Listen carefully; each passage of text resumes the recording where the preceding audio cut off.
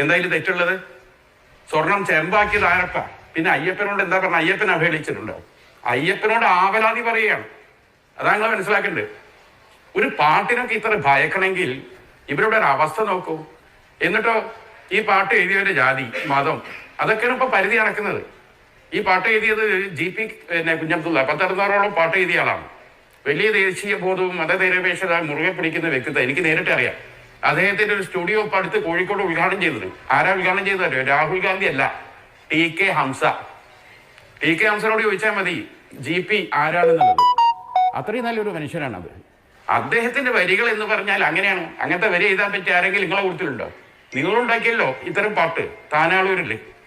അത് കേട്ടല്ലോ. അഭിലാഷം ഒന്ന് വെച്ചു കൊടുക്ക്. അതിലെന്താ ഉള്ളത്? കുറുക്കനെ, നായിയെ, ഉസ്മാനെ, കേറ്റിയെ.